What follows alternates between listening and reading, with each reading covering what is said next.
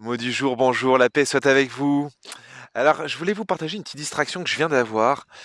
Je me disais, purée, ce coronavirus, il nous fait quand même vivre un truc sur le plan humain qui est quand même hallucinant.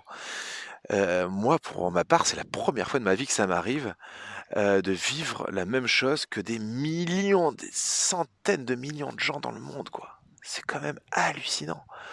On est tous touchés et tous dans la même galère.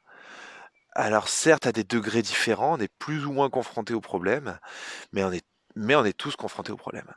Et je crois que moi, dans mon expérience de vie, on n'a jamais été autant relié à autant d'êtres par le même problème, quoi. C'est éblouissant, je trouve. Alors j'en parle pas, je veux pas en parler de façon bêtement positive, hein. Je suis pas naïf sur le fait que c'est une situation tragique pour beaucoup et je prends pas ça à la légère. Mais je trouve que c'est bon dans ces moments-là aussi de goûter ce que ça nous, ce que l'épreuve nous apporte. Et je pense que ça nous apporte que petits ou grands, riches ou pauvres, jeunes ou vieux, on est tous, quelles que soient nos idées, nos bords politiques, nos idées religieuses, etc., on est tous plongés dans le même confinement, dans la même galère, quoi.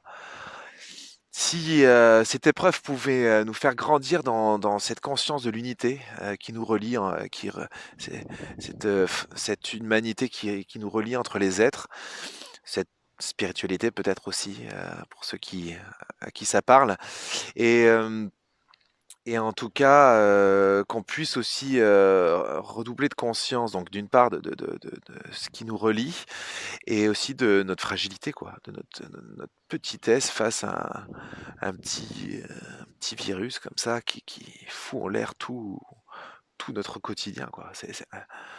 Alors là, on touche du doigt notre petitesse et si on pouvait tirer de cette aventure et se souvenir hein, de cette aventure comme quelque chose qui nous aura fait grandir en humanité, en humilité, bah le virus n'aura pas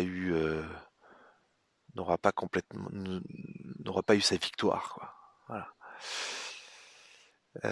Ce qui ne tue pas rend fort, dit-on. Et puisse cette épreuve nous rendre plus forts dans notre fragilité, en fait. Parce qu'en fait, plus on a conscience de sa fragilité, plus on est fort, je pense. Plus on accueille et on accepte notre fragilité, plus on est fort, je pense. Voilà. Allez, que Dieu vous bénisse.